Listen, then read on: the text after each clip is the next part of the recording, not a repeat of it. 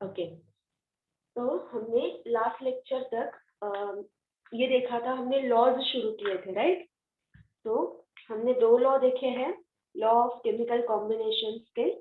So out of which first law was law of conservation of mass, okay, in which we have seen that total mass of reactants is equal to total mass of products, okay? तो उसमें जो कुछ भी mass है वो conserve रहता है, वो कहीं भी रिएक्शन प्रोसेस में वैनिश नहीं हो जाता।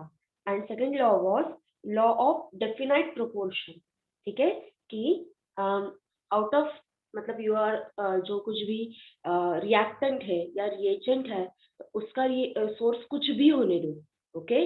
तो चाहे वो सिंथेटिक होने दो, चाहे वो नेचुरल होने दो, अगर वो दैट पर्टिकुलर कंपाउंड है, उसमें वो सारे मोलिक्यूल्स प्रेजेंट है, then you will find that the proportion of the elements is in the fixed amount, okay?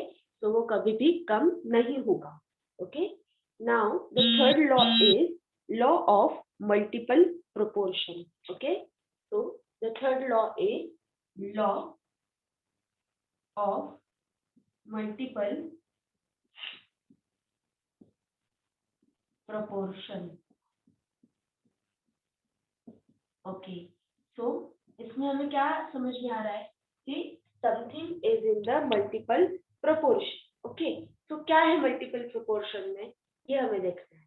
So now if you have the reaction, okay, so you have the reaction, simple reaction like A plus B, which is giving you the product AB with some kind of byproduct C, okay? So now you have two reagents, or we can say two reactants, okay? So they combine, okay, they combine together to form the product, okay? These A and B combine together to form a product, ठीक है?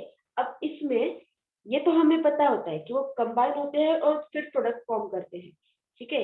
But mass of A, okay, mass of element A and mass of element B, okay, so that two masses come together to form a definite proportion of product, ठीक है? तो इसमें क्या होता है कि जब प्रोडक्ट फॉर्मेशन होता है, बाय प्रोडक्ट फॉर्मेशन होता है, तो स्पेसिफिक प्रोपोर्शन में उसमें मासेस डिवाइड हो जाते हैं, ये इन्हें कहना है। So when two elements A and B form more than one compound, the mass of element B that combine with a given mass of A are always in the ratio of small whole numbers. There is some kind of ratio. तो अगर यहाँ पे दो होते हैं, ठीक है, यहाँ पे चार है, ओके, तो यहाँ पे आपको तीन ये प्रोडक्ट मिला, ओके, और तीन ये मिला, तो we can say that this is in the proportion of 2:4:3:3, ठीक है? So this is the proportion we can say, okay? So such kind of proportions are always present in the what? In the reaction mixture. So consider one example, okay? Consider one example when your hydrogen and oxygen combine together, okay?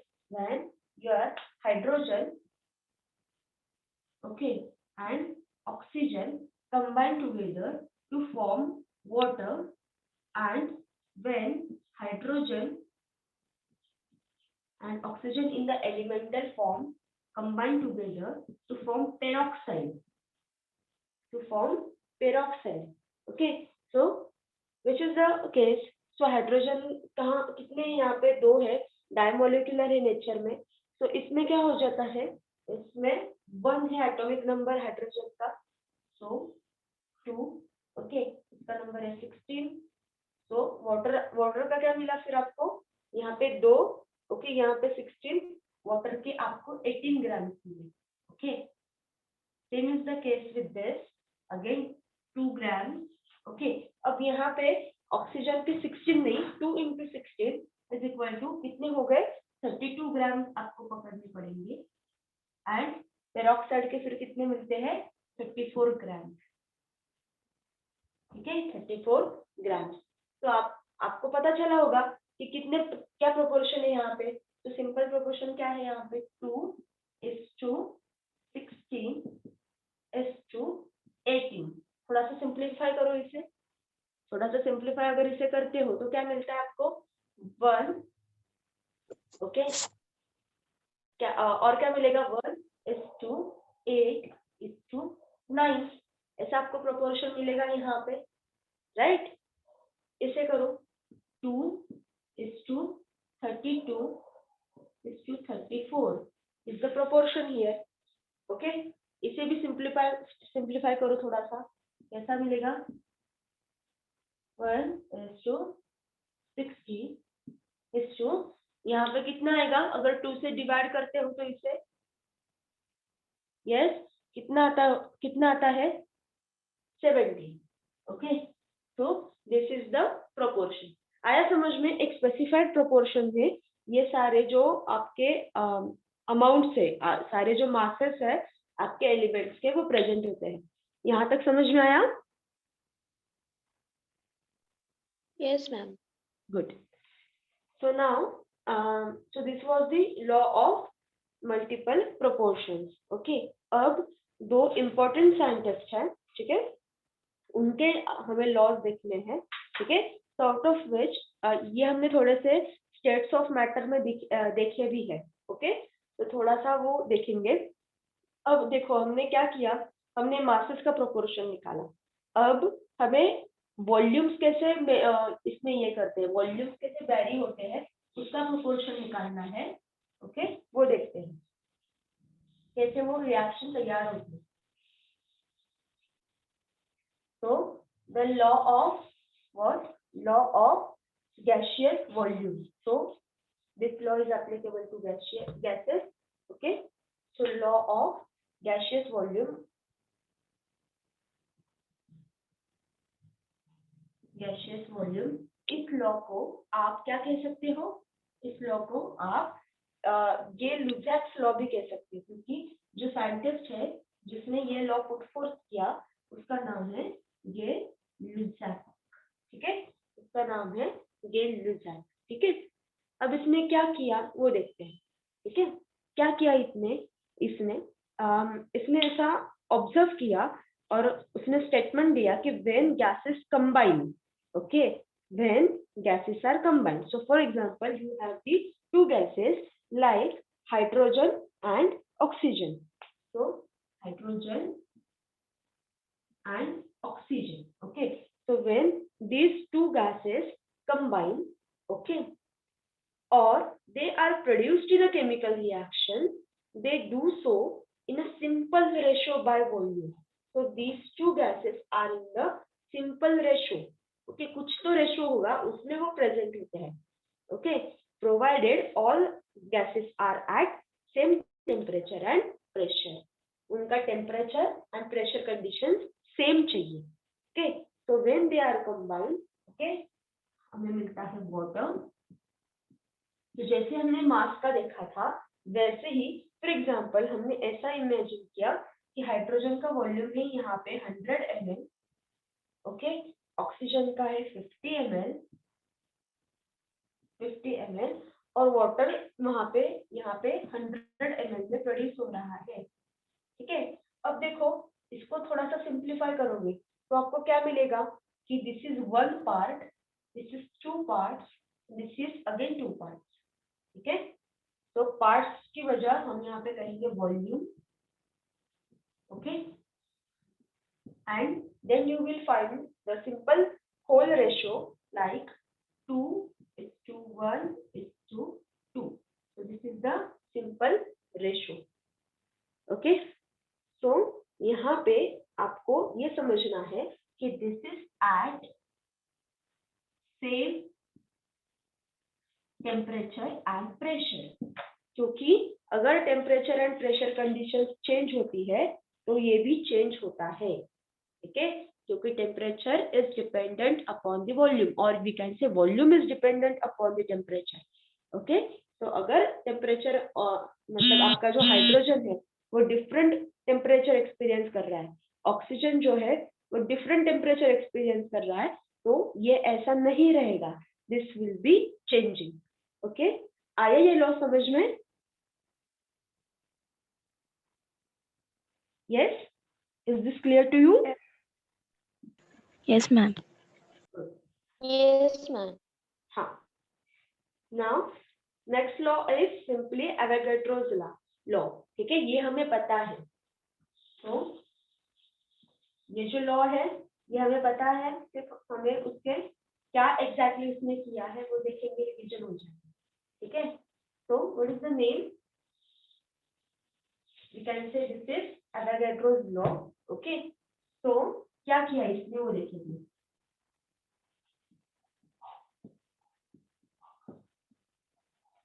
Okay, इसने क्या किया. तो इन देखो, इन सबके years भी ध्यान में रखना. ओके. एक बार एक ऐसा इंडेक्स बना लो कहीं पे नोटबुक में, सारे साइंटिस्ट ने क्या प्रपोज किया कौन से ईयर में, ये एक बना लो. अगर थियरी में आप ईयर भी लिखते हो तो अलग इंप्रेशन पड़ता है. ठीक है. तो इसने क्या कहा कि equal volumes of all gases. तो volume should be equal. Okay, volume should be equal. Okay. तो equal volumes of all gases at the same temperature and pressure. So temperature equal होना चाहिए, pressure भी equal होना चाहिए. Okay.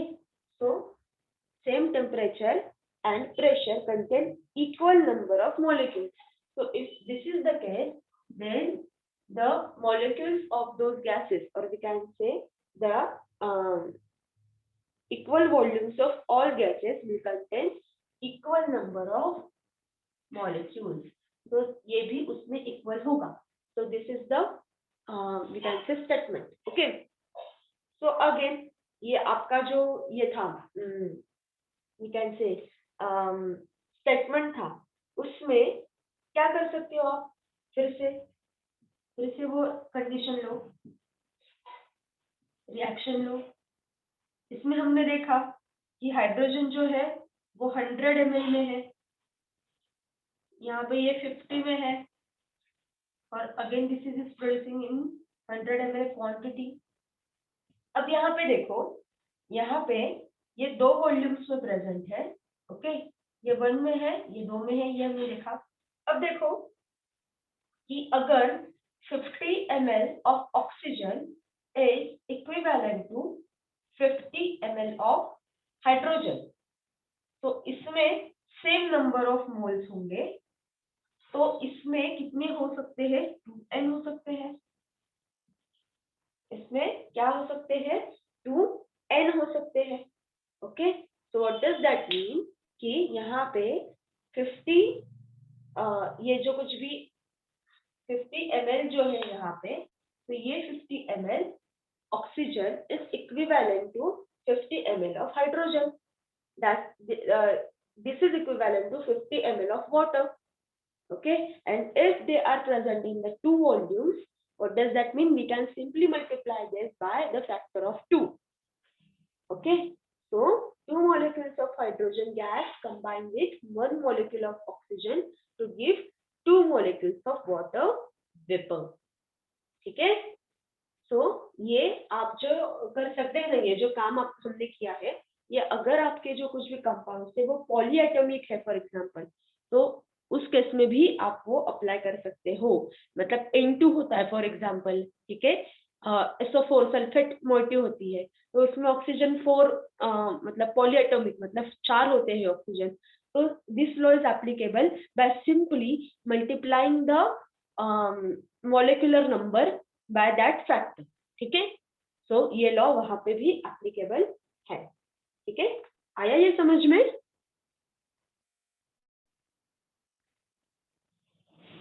Is it clear? Clear. Good. So this was the law of Avogadro. ठीक है. तो molecules पे ये डील करता है. तो इस लॉ का थोड़ा सा एक एक्सटेंशन है, तो वो एक थोड़ी देर बाद लेंगे. ठीक है. सो अगर ये सेम यहाँ पे है, सेम n कंसिडर करता है, तो क्या नंबर है, फिर कितने मॉलिक्यूल्स प्रेजेंट होते हैं, तो वो उन्होंने दिया है, वो हम थोड़ी देर बाद लेने वाले हैं. पर अभी सिर्फ एक फिगर ध्यान में रखो, वो फिगर है 6.022 into 10⁻23. Okay, so at STP, 1 mole of your gas contains 6.022 into 10⁻23 molecules. ठीक है, ये कैसे आता है ये देखेंगे हम थोड़ी देर बाद. ठीक है, so this was the law of Avogadro or Avogadro's law. ठीक है, so now we will see the Dalton's atomic theory. Very simple. ठीक है, एकदम इजी है. आप इसमें इस पे अगर क्वेश्चन आता है तो इजीली सॉल्व कर सकते हो. सिर्फ स्टेटमेंट लिखने हैं उसके कि एटम कैसे होता है वो डाल्टन बता रहा है. ठीक है, ओके. तो डाल्टन एटॉमिक थियरी क्या है? डाल्टन की एटॉमिक थियरी देखेंगे. तो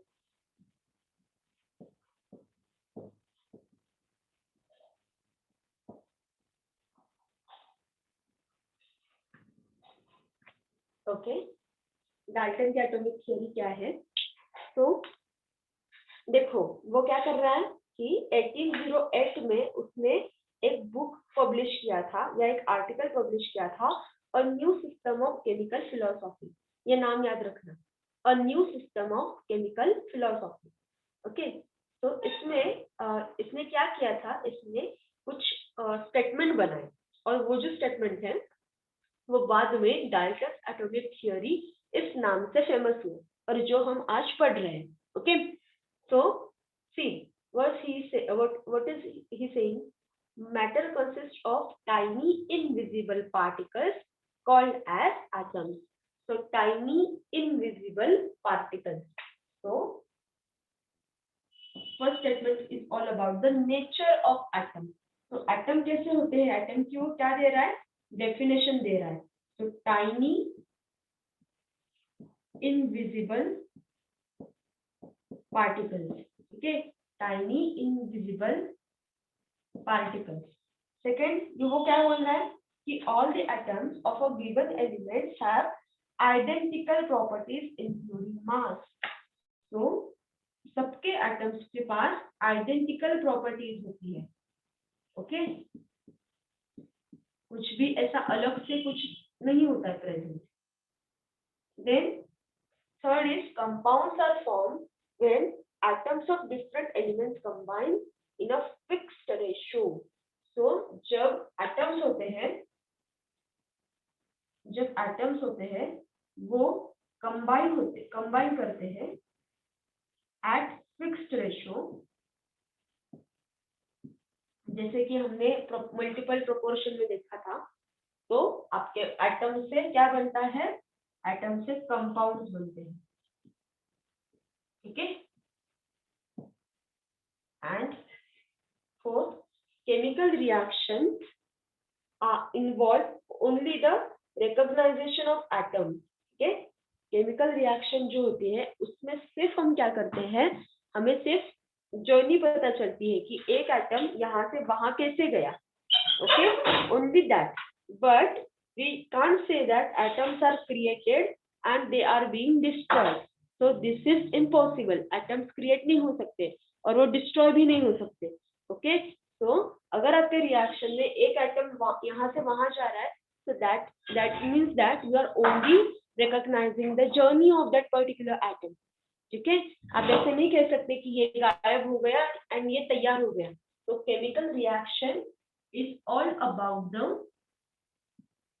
chemical reaction is only the recognition, we can say.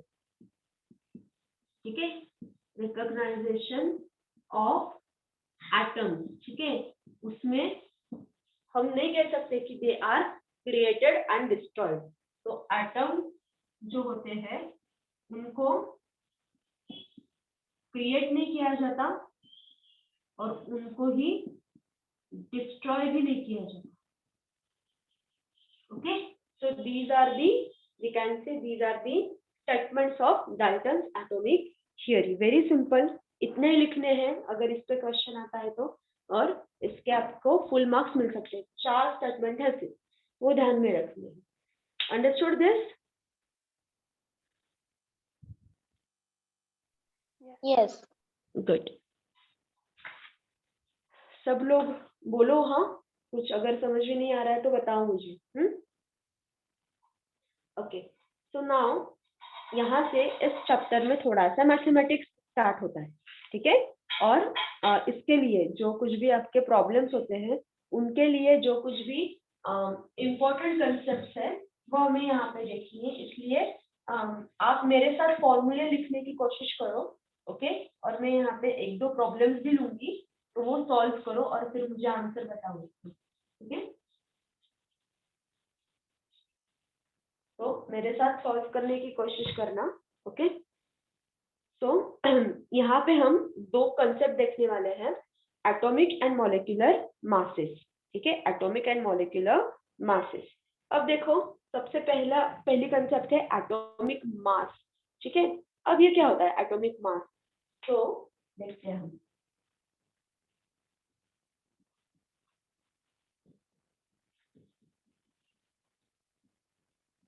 So atomic mass means something is related to the atom. Okay, so we will see what is it. So it is the mass of an atom. Atomic mass is simply mass of an atom. Okay, and it is very small. बहुत छोटा सा होता है वो atom, कितना सा होता है और उसका मास भी कितना होगा, ठीक है। तो उन्होंने एक हाइड्रोजन का मास दिया है, देखो क्या है हाइड्रोजन का मास, 1.6736 into 10⁻⁻24, मतलब 1 के पहले आपको 24 जीरोस लगाने हैं, फिर 1.16736 ये फैक्टर ऐड करना है, तो इतना छोटा होता है, ठीक है। सो हमें ये पता है कि in the present system mass of an atom is determined related to the mass of a carbon, क्योंकि कार्बन जो होते हैं वो बहुत ज्यादा प्रेजेंट होते हैं आपके मॉलिक्यूल में। तो कार्बन का एटॉमिक नंबर होता है, एटॉमिक मास होता है 12, ओके। कार्बन का कितना होता है, 12 होता है। तो इट इज स्टैंडर्ड, और जो कुछ भी अलग अलग AMU कहेंगे इसे, एटॉमिक मास यूनिट्स, ठीक है। तो बाकी के जो कुछ भी एलिमेंट्स हैं उनका जो कुछ भी मास है वो with respect to carbon calculate किया जाता है, ओके। तो वो रिलेटिव एटॉमिक मासेस होते हैं। देखो सिर्फ कार्बन का स्टैंडर्ड है और बाकी के जो कुछ भी एटम्स है ना प्रेजेंट, वो जो है उनका carbon with respect to carbon calculate किया जाता है, ठीक है। And that's why they are relative atomic masses.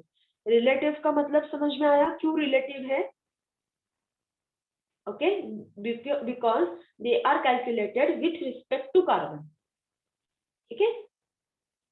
So the atomic masses are expressed in this AMU, okay. One AMU is defined as the mass exactly equal to 1/12 of the mass of one carbon atom. So we can say that one AMU, okay, one AMU is equal to 1/12 mass of one carbon, ठीक है। So simply अगर आपको कुछ calculate करना होता है, ठीक है, तो इसे भी A1 AMU जो है, अब इसका 1/12 मतलब कार्बन का मास कितना है, हमें बताया है 1 कार्बन का मास कितना है। सो 1/12 इंटू हमको कार्बन का पता है 1.992648 इंटू 10⁻⁻23 ग्राम, ये कार्बन का पता है हमें। तो इससे 1 AMU की फिगर आती है, मतलब ग्राम्स में 1.66056 into 10⁻24 ग्राम। तो ये ध्यान में रखो 1 AMU is equal to this much gram, okay. So अब ये जो ये है वी कैन से AMU जो है ना, इसे अब रिप्लेस किया है by unified mass unit called as Dalton. अब ये जो AMU है ना, इसे रिप्लेस किया है डाल्टन से, ओके। डाल्टन में कैलकुलेट करते हैं, DA is the unit, okay. और सिंपली हम उसे U कहते हैं, सिंपली उसे कहा जाता है U for unified mass unit, ठीक है। we can say U means the unified mass and DA means Dalton. ठीक है, so ये हो गया अबाउट एटॉमिक मास.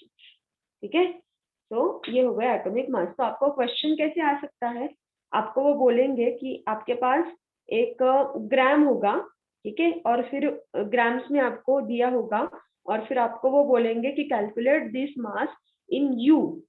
मतलब कैसे कि आपको सिर्फ वहां पे 1U का फॉर्मूला डालना पड़ेगा. ठीक है, so atom of for example oxygen in grams is something. Okay, और फिर आपको वो कैलकुलेट करना पड़ेगा इस यूनिफाइड मास में. ठीक है, तो एक छोटा सा प्रॉब्लम जो आपके बुक में है ऑलरेडी, वो समझने की कोशिश करते हैं कि what is that formula, what is that problem, और फिर आगे जाएंगे.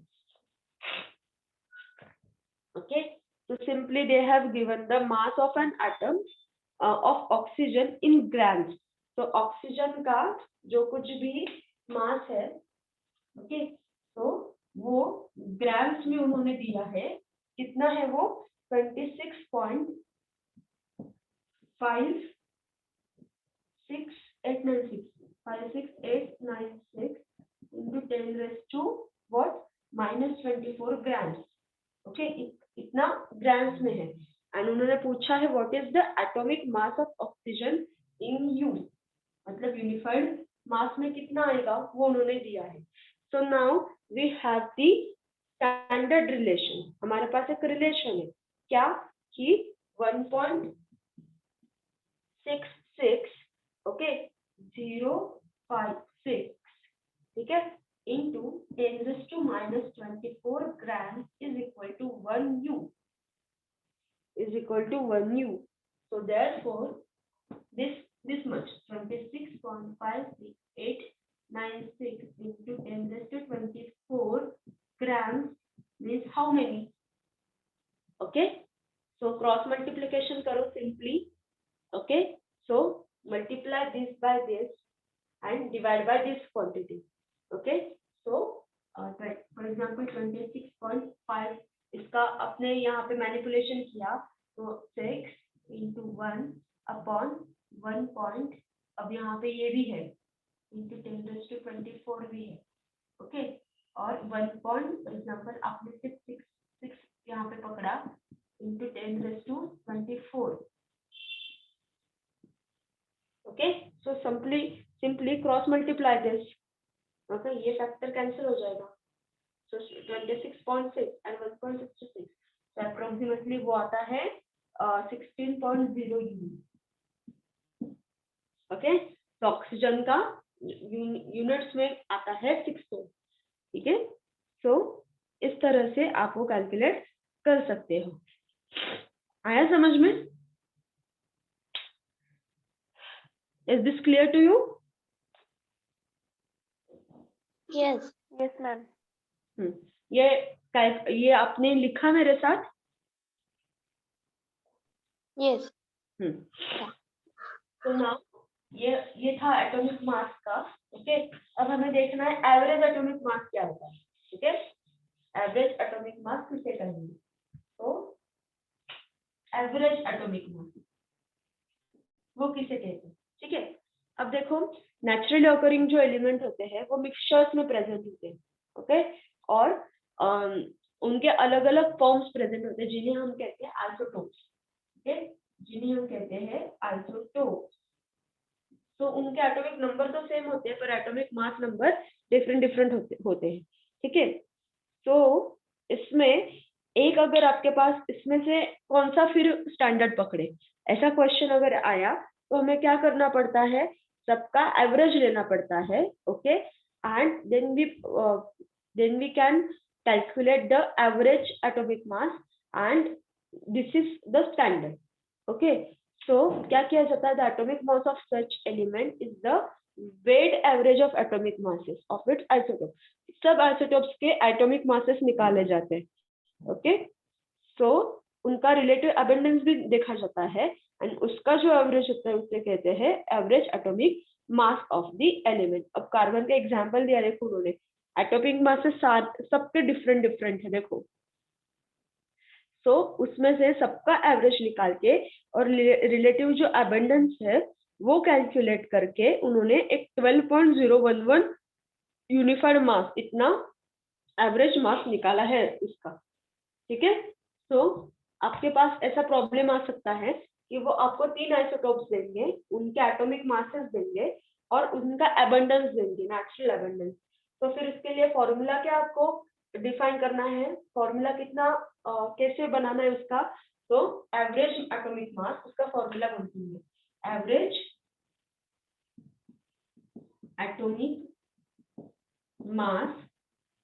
ओके, कैसे फाइंड आउट करेंगे, अगर 3 आइसोटोप्स है फॉर एग्जांपल, उन्हें कहेंगे ABC, तो atomic mass of A, okay, atomic mass of A into, okay, percent abundance, okay, atomic mass of A is equal to percent abundance of that particular A, percent abundance of that particular A, then plus atomic mass of B into percent abundance of that B, plus atomic mass C, okay, into percent abundance of that C.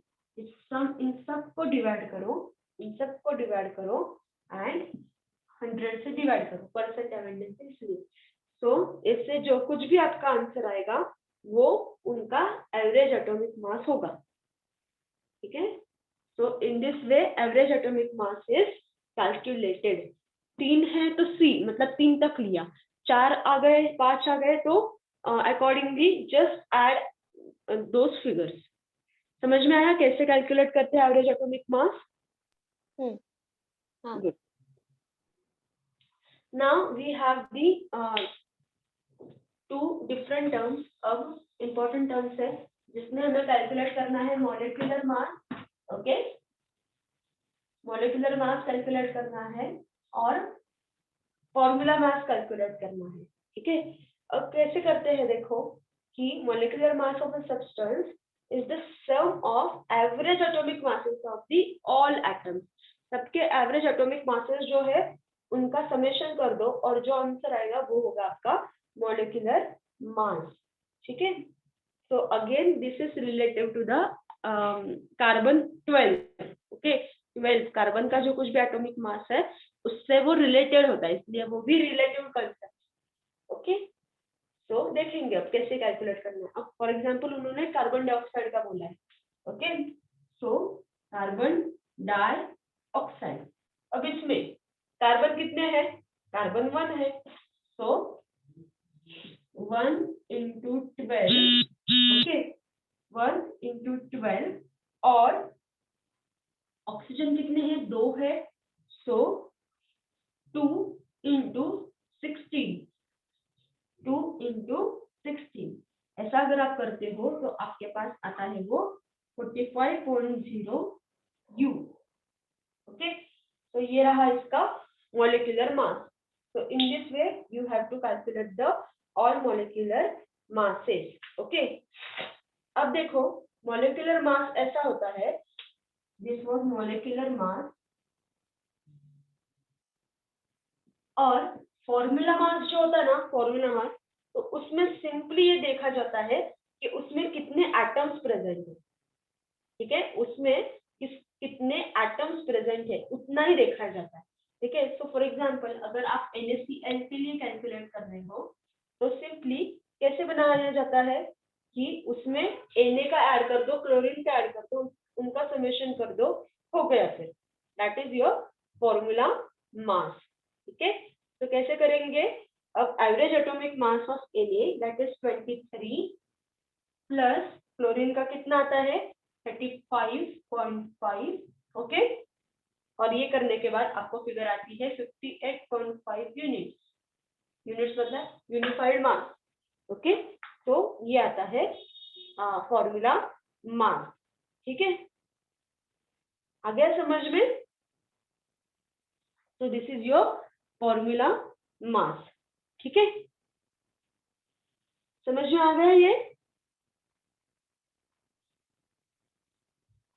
Yes, ma'am. Good. Yes.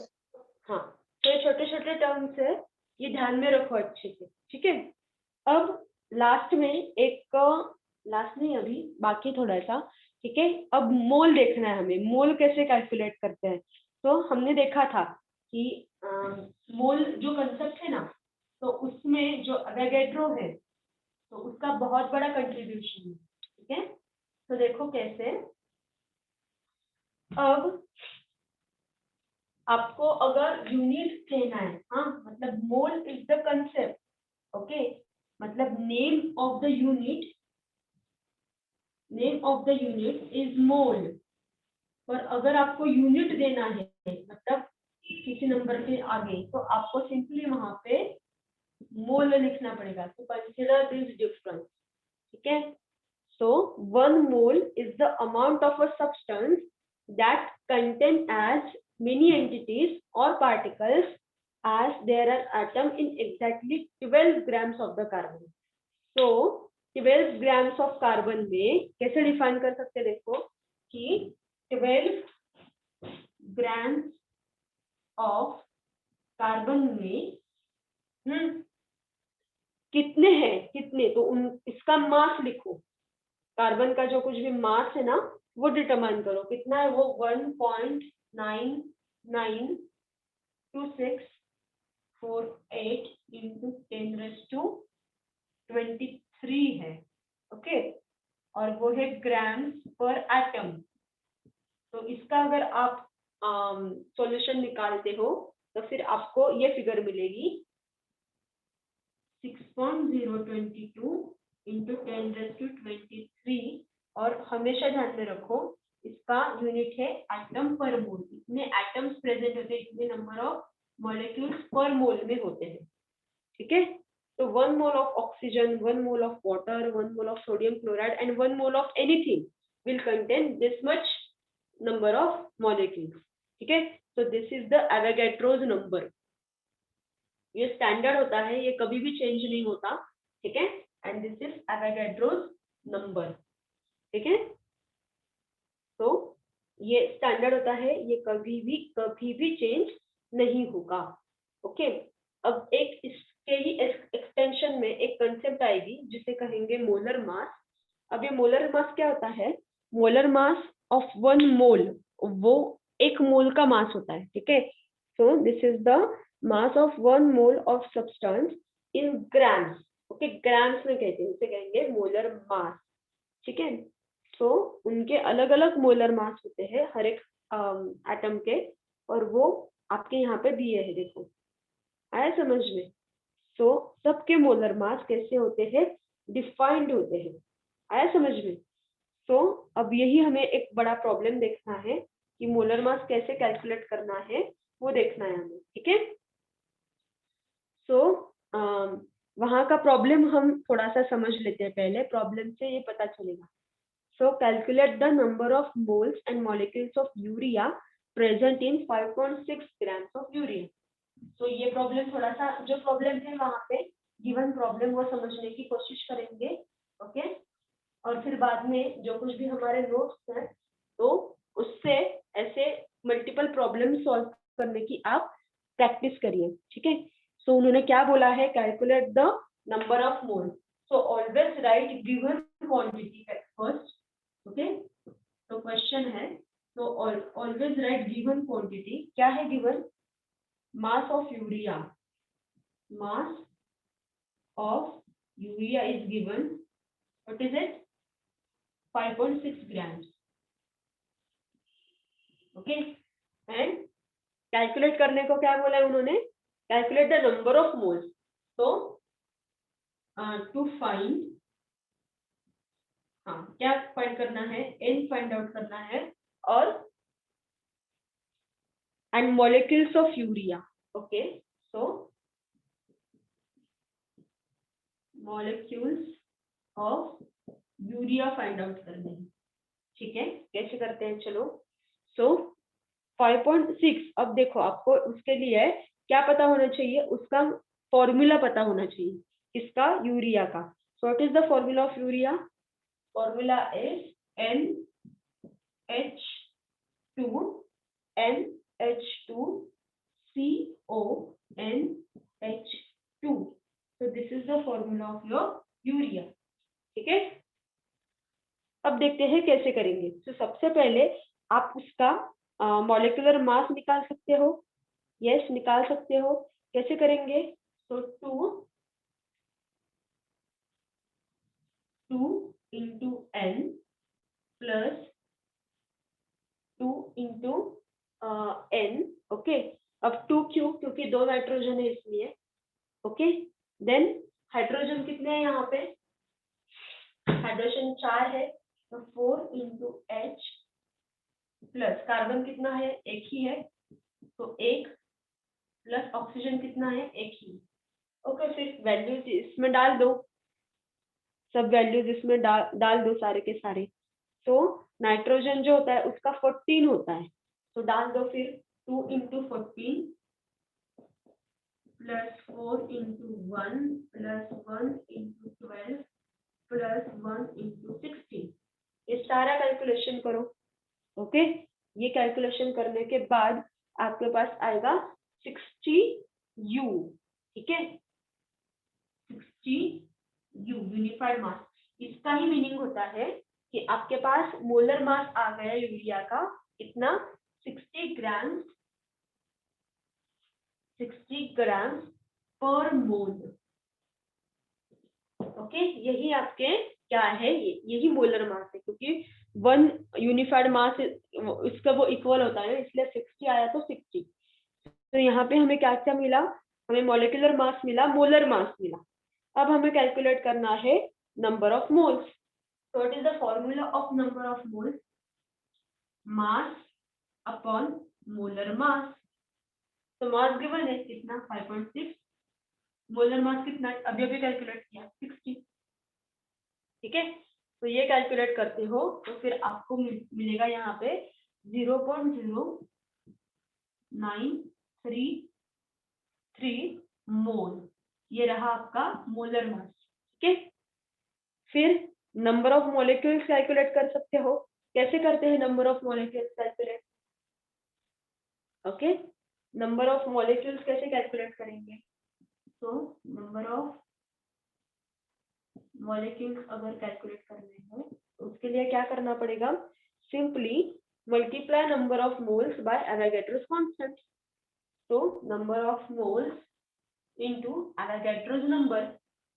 तो क्या है number of moles? अभी अभी calculate किए, 0.0933 into 6.022 into 10⁻23 Avogadro's constant. तो फिर आपके पास figure आती है यहाँ से कि 5.618 into 10⁻22 इतने मॉलिक्यूल्स प्रेजेंट है. ओके, आया समझ में? तो नंबर ऑफ मोल्स कितने मिले आप हमें? 0.0933 मोल्स. ठीक है, and number of molecules of urea कितने मिले? 5.618 into 10⁻22. Problem solve. ठीक है, आया है समझ में? Yes, ma'am. गुड. Yes. हाँ, सो इस तरह से आप ये कैलकुलेट कर सकते हो सारे के सारे प्रॉब्लम. ओके, तो एक मैंने आपको सिर्फ समझाने के लिए यहाँ पे लिया है. ओके, तो एक अब लास्ट कंसेप्ट जो बाकी है वो देखते हैं.